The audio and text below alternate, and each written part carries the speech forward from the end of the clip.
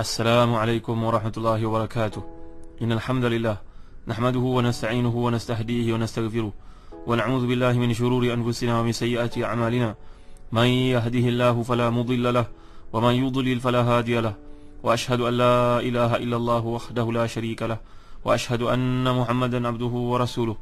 يا أيها الذين آمنوا اتقوا الله حق تقاته ولا تموتن إلا وأنتم مسلمون. يا أيها الناس اتقوا ربكم الذي خلقكم من نفس واحدة وخلق منها زوجها وبث منهما رجالا كثيرا ونساء، واتقوا الله الذي تساءلون به والأرحام إن الله كان عليكم رقيبا. يا أيها الذين آمنوا اتقوا الله وقولوا قولا سديدا يصلح لكم أعمالكم ويغفر لكم ذنوبكم، ومن يطع الله ورسوله فقد فاز فوزا عظيما. أما بعد، saudara penerbit Ustaz Mahdi Syarudin, saudara pendengar yang dimuliakan Allah sekalian, alhamdulillah, syukur kita kepada Allah Subhanahu wa taala. Kita masih lagi membincangkan ayat yang ke-47 hingga ke-50 daripada surah Ghafir ataupun surah Al-Mu'min ini, iaitu firman Allah Subhanahu wa taala, a'udzubillahi minasyaitonir rajim.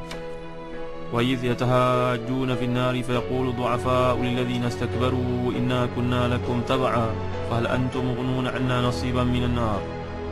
قال الذين استكبروا إنا كل فيها إن الله قد حكم بين العباد. وقال الذين في النار لخزنة جهنم ادعوا ربكم يخفف عنا يوما من العذاب. قالوا أولم تك تأتيكم رسلكم بالبينات قالوا بلى قالوا فادعوا وما دعاء الكافرين إلا في ضلال. Dan ketika mereka saling mengajukan hujah dan maka orang-orang lemah berkata kepada orang yang menyombongkan diri, sungguhnya kami dahulu kepada kamu menjadi pengikut, maka dapatkah kamu menghindarkan kami sebagian dari siksa neraka? Maka orang menyombongkan diri berkata, sungguhnya kita semua sama-sama dalamnya. Sungguhnya Allah telah menetapkan keputusan antara hamba-hambanya. Dan berkatalah orang-orang yang berada dalam neraka kepada penjaga-penjaga Jahannam, mohonkanlah kepada Tuhan kamu, kiranya Dia meringankan bagi kami barang sehari siksa neraka. Mereka berkata, dan apakah belum datang kepada kamu rasul-rasul kamu membawa keterangan-keterangan? Mereka menjawab, benar. Mereka berkata, berdoalah, dan doa orang-orang kafir hanyalah sia-sia belaka. Kemudian lalu kita telah bincangkan perkataan yatahajjun, diambil perkataan hujjah yang merujuk kepada adanya perdebatan. Jadi sama ada yang merupakan satu permintaan ataupun yang merupakan satu cemohan, kedua-duanya akhirnya akan bermuara kepada kenyataan mereka ni berada dalam siksaan Allah Subhanahu wa taala. Semuanya merujuk kepada siksaan dan rasa kepedihan, saja nak meringankan dengan berkata perkara-perkara yang sia-sia seperti itu. Kadang-kadang orang dah penat sangat diseksa pun, dalam tekanan stres yang amat sangat, apa yang lontar dari mulut dia sendiri pun sudah tidak sedar lagi. Jadi ucapan mengikut dalam ayat ni Allah menggunakan perkataan fayaqul. Fayaqul merujuk kepada kata kerja masa kini dan juga akan datang, fi'il mudhari'. Tapi bila pemimpin berkata, dikatakan qala. Qala adalah merujuk kepada fi'il madhi. Jadi penggunaan dua bentuk kata kerja dalam satu keadaan ni memang tepat, kerana memang peristiwa ni belum berlaku. Boleh juga dikatakan bahawa ia untuk menghadirkan situasi yang terjadi pada masa ucapan itu ke dalam benak fikiran kita, seakan-akan ucapan dan keadaan mereka itu sedang berlaku, disaksikan kejadian tersebut. Tapi kata kerja masa lampau yang digunakan oleh pemimpin madhi ni, fi'il madhi ni adalah untuk mengisyaratkan bahawa jawapan mereka memang pasti akan berbunyi seperti itu, walaupun sekarang mereka belum lagi mengucapkan, tapi itu satu kepastian. Allah SWT telah mengetahui segala-galanya, yang Allah menguasai segala-gala, mengikuti segala-gala, maka itulah yang akan terbit dari lisan mereka. Perkataan khazanah adalah jamak perkataan khazin. Khazin ni iaitu siapa yang bertanggungjawab, ditugaskan menjaga, melihara sesuatu. Kalau kita lihat dalam Qadar Al-Fadhil Quran oleh Ar-Raghib Al-Asfahani, maksud perkataan khazan ini yang berkata khazm. Khazm maknanya hifdhu syai' fil khizanah, menyimpan sesuatu. Kemudian al-khazanah ni juga merujuk kepada al-khizanah ni juga merujuk kepada satu benda yang disimpan, yang dirahsiakan. Jadi maknanya para malaikat yang bertugas ini memegang amanah untuk menjaga neraka Allah Subhanahu wa taala. Menjaganya tujuan untuk menunjukkan kehebatan Allah SWT menjadikan makhluk yang namanya neraka ni. Dahulu awal kita dibincang panjang berkaitan dengan malaikat pemikul arash, malaikat Jibril yang disebut Allah SWT di beberapa tempat dengan nama Ruhul Amin dalam Quran. Jadi sebenarnya ada malaikat yang memang ditugaskan Allah SWT untuk menjaga neraka, menyalakan api neraka, menjaganya, mengazab penghuninya. Mereka ni banyak kali disebut oleh Allah SWT. Contohnya dalam surah Al-Mudaththir ayat ke-26 hingga 30. A'udzubillahi minasyaitanirrajim. Sa'uslihi saqar wa ma adraka ma saqar la tuqi wa la tadhar lawahatu lil bashar 'alaiha 19. Aku akan masukkannya ke dalam neraka Saqar. Kamu tahu tak apa neraka Saqar itu? Saqar itu tidak meninggalkan dan tidak pula membiarkan. Neraka Saqar adalah pembakar kulit manusia. Di atasnya ada 19 para malaikat yang menjaga. Jadi mereka ni berjumlah 19 penjaga neraka Jahannam. Bersama mereka ni pula ada ramai malaikat yang tidak siapa pun mengetahui jumlahnya melainkan Allah SWT. Kerana itu Allah lanjutkan dalam ayat berikut surah Mudaththir ini, wa ma ya'lamu junuda rabbika illahu. Wa ma ya'lamu junuda rabbika illahu. Tidak ada satu pun yang mengetahui tentang bilangan tentera Tuhan kamu melainkan dia, melainkan Allah sendiri. Malaikat yang paling besar di kalangan penjaga neraka ni seperti yang warid dalam hadis dan juga ayat Allah Subhanahu wa taala, iaitu malaikat namanya Malik. Malik. Dulu dalam surah Tahrim kita pernah bincangkan, ya ayyuhallazina amanu qu anfusakum wa ahlikum nara waquduha an-nas wal hijarah 'alaiha malaikatun ghiladun shidadun la ya'suna Allah ma amarahum wa yaf'aluna ma yu'marun. Dulu kita dah bincangkan ayat ini. Wahai orang beriman, pelihara-peliharimu dan keluarga kamu di neraka yang bahan bakarnya adalah manusia dan juga batu-batu. Penjaganya merupakan malaikat-malaikat yang kasar, yang keras, yang tidak mendurhaka kepada Allah SWT terhadap apa yang diperintahkan, dan selalu mengerjakan apa yang disuruh oleh Allah SWT. Jadi ketua malaikat penjaga neraka Jahannam ni Malik. Nanti ada peluang kita meroka surah Az-Zukhruf. Wanadaw ya Malikul yaqdi alaina rabbuk. Wanadaw ya Malik liyaqdi alaina rabbuk. Qala innakum makithun. Laqad ji'nakum bil haqqi walakinna aktsarakum lil haqqi karihun. Nanti penghuni neraka ni akan berkata kepada malaikat Malik, ketua penjaga neraka Jahannam, wahai Malik, biarlah Rabbmu membunuh saja kami ni. Kenapalah kami diseksa hidup, dibunuh, dihempap batu, kepala pecah, kemudian yang jadikan semula hempap lagi sampai pecah, jadikan semula. Kenapa tak mati saja? La yamutu fiha wa la yahya. Orang yang ada dalam neraka ni tidak akan mati dan tidak akan hidup, supaya sakit tu bertalu-talu dirasakan berterusan tanpa henti. Itu juga satu lagi siksaan kepada penghuni neraka. Jadi penghuni neraka ni minta kepada malaikat Malik, wa nadaw ya Malikul yaqdi alaina rabbuk. Wahai Malik, beritahu Tuhan kamu membunuhlah kami ni, selesai urusan kami, tak payah diseksa berkali-kali macam ni. Jawapan malaikat Malik, qala innakum makithun. Tak, kamu akan terus kekal di sini. Tuan-tuan dimuliakan Allah sekalian, para malaikat yang menjaga neraka ni memiliki kekuatan dan keagungan yang buat mereka ni dapat masuk dan keluar neraka, menyeksa penghuni ni, sedangkan mereka ni selamat di siksaan yang besar itu. Bahkan ditegaskan bahawa mereka ni dapat menarik neraka itu pada hari kiamat dengan 70,000 tali pengikat, dan setiap tali pengikat itu ada 70,000 malaikat pula, seperti diriwayatkan oleh Umar bin Mas'ud radhiyallahu anhu. Dan hadis ini ada dalam Sahih Muslim, bahawa Nabi pernah bersabda, neraka Jahannam didatangkan pada hari kiamat memiliki 70,000 pengikat, dan pada setiap pengikat itu ada 70,000 malaikat pula yang menarik. Bayangkan besarnya neraka dan besarnya malaikat ini, Masya Allah, hanya Allah saja tahu. Dalam mimpi Rasulullah SAW dikisahkan bahawa Nabi pernah melihat malaikat Malik ini, penjaga neraka, ketua penjaga neraka. Wajahnya dalam bentuk seorang lelaki yang sangat buruk, sangat buruk rupanya. Seorang lelaki yang sangat teruk rupanya, yang kamu tidak pernah lihat.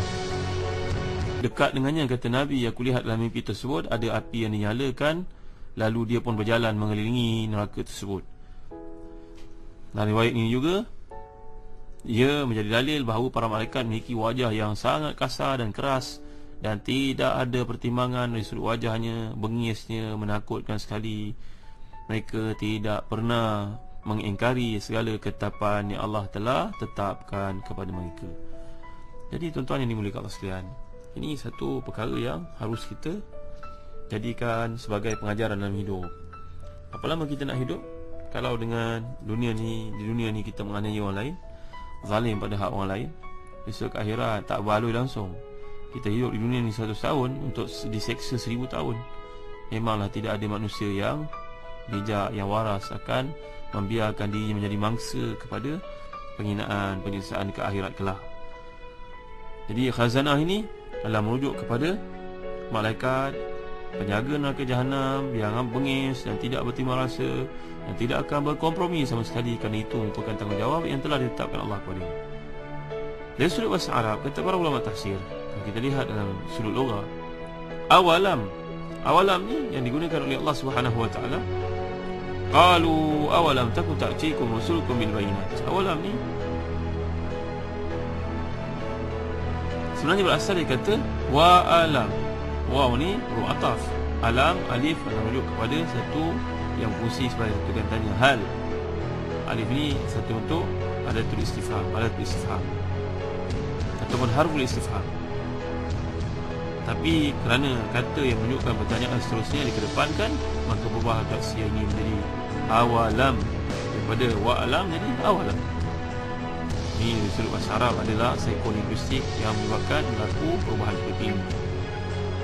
Jadi permintaan mereka hanyalah agar diringankan seksa untuk sehari, bukan selama-lamanya. Kerana sehari akhirat itu semua 1000 tahun di dunia. Maka kalau sehari artinya 1000 tahun, baru jugalah. Jadi ini untuk mengisyaratkan betapa pedihnya seksa tersebut. Dan dalam waktu yang sama mereka sedar bahawa mohon untuk membatalkannya adalah satu benda yang tidak mungkin. Jadi malaikat ini menyergah dengan mengatakan awalam taku ta'tikum rusulukum. Awalam taku ta'tikum rusulukum, maksudnya apakah belum datang kepada kamu rasul-rasul kamu? Kata Ibn Ashur, seorang mufassir yang terkemuka dari utara benua Afrika, dalam tafsir Tahrir Tanwir, ataf di sini dari sudut ataf yang bersifat talqin, yang berfungsi untuk menghubungkan ucapan penghuni neraka dengan ucapan malaikat.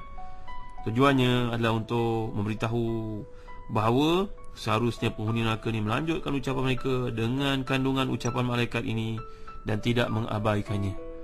Jadi mereka seharusnya berkata, berdoalah agar seksa ringankan atas kami sehari. Kami sedar bahawa kami telah bersalah, kerana kami telah didatangi oleh para rasul, tapi kami menolak bimbingan mereka. Mungkin juga boleh dikatakan bahawa ataf waf ini berfungsi menghubungkan kalimah sesudahnya dengan kalimah lain yang tidak disebut dalam ayat ini. Mahzuf, dihazafkan, digugurkan. Seakan-akan ayat tersebut menyatakan bahawa apakah kamu tidak memiliki fikiran untuk menghantar kamu membenarkan ajaran agama? Dan apakah belum pernah datang kepada kamu rasul-rasul? Ayat yang terakhir ni tuan-tuan, perenggan yang terakhir, wama du'aul kafirina illa fi dhalal. Doa orang kafir hanyalah sia-sia belaka. Ia merupakan lanjutan daripada ucapan malaikat. Dapat juga difahami, mungkin juga merupakan satu komentar daripada Allah SWT sendiri, ta'liq daripada Allah Ta'ala atas ucapan malaikat yang memerintahkan mereka di sini cuba berdoa. Jadi nak menunjukkan kepada sia-sianya apa yang mereka pohonkan itu. Kalau di dunia boleh Allah makbulkan, cepat atau lambat Allah makbulkan. Apalagi kalau doa itu ikhlas, kena pada tempatnya, tempat digalakkan berdoa. Jadi tuan-tuan dimuliakan Allah sekalian, tapi bila sampai ke akhirat ni sudah tidak lagi berguna doa yang dipanjatkan, walaupun dengan memang tidak rasa pun diiringi, tidak akan diterima oleh Allah SWT lagi. Jadi sama ada kata-kata wama du'aul kafirin illa fi dhalal ini lanjutan dari kata malaikat, ataupun kata pada Allah SWT sendiri, firman daripada dia sendiri, ia adalah untuk mengukuhkan bahawa segala ucapan yang kamu panjatkan sudah tidak lagi berguna di sisi aku, tidak dinilai di sisi aku, tidak akan aku pertimbangkan lagi. Kemudian Allah SWT berfirman dalam ayat yang berikutnya, a'udzubillahi minasyaitonirrajim, inna lanansuru rusulana walladzina amanu fil hayatid dunya wa yawma yaqumul ashhad yawma la yanfa'u adh-dhalimina ma'dziratuhum wa lahumul la'natu wa lahum su'ud dar. Walaqad atayna Musa al-huda wa awrathna bani Israil al-kitab huda wa dhikra liulil albab fasbir inna wa'dallahi haqq wastaghfir li dhanbika wasabbih bihamdi rabbika bil 'ashyi wal ibkar. Sadaqallahul azim. Sungguhnya kami menolong rasul-rasul kami dan orang-orang beriman dalam kehidupan dunia pada hari berdirinya berlakunya ketetapan hari kiamat, iaitu hari yang tidak berguna bagi orang yang zalim permintaan maafnya, dan bagi mereka yang mereka adalah laknat, dan bagi mereka tempat tinggal yang buruk. Dan sungguhnya telah kami berikan petunjuk kepada Musa, dan kami wariskan Taurat kepada Bani Israel untuk menjadi petunjuk dan peringatan kepada orang-orang berfikir. Maka bersabarlah kamu, kerana sungguhnya janji Allah itu benar, dan mohonlah ampunan untuk dosamu, dan bertasbihlah saya mohon memuji Rabbmu pada waktu pagi dan petang. InsyaAllah tuan-tuan yang dimuliakan Allah sekalian, nanti kita akan lanjutkan lagi perenggan yang berikutnya tentang suruhan Allah Subhanahu Wa Taala, motivasi yang Allah berikan kepada orang beriman, bahawa pertolongannya pasti akan datang kepada mereka bila mereka layak. Dan ini telah terbukti kepada umat yang telah diutuskan kepada mereka Rasul, yang telah mengikuti, menyokong, memperjuangkan dakwah tersebut. Bantuan Allah sampai kepada mereka, dan ia juga akan sampai kepada kita sekiranya kita telus dan kita bersungguh-sungguh dan kita committed dengan syarat-syarat yang telah ditetapkan. Pasti bantuan itu akan tiba dulu. Nanti kita akan bincangkan perkara yang kuliah akan datang. Allahu a'lam. Sallallahu ala sayyidina Muhammad wa ala alihi wa sahbihi wa baraka wasallam. Walhamdulillahi rabbil alamin. Wa barakallahu fikum.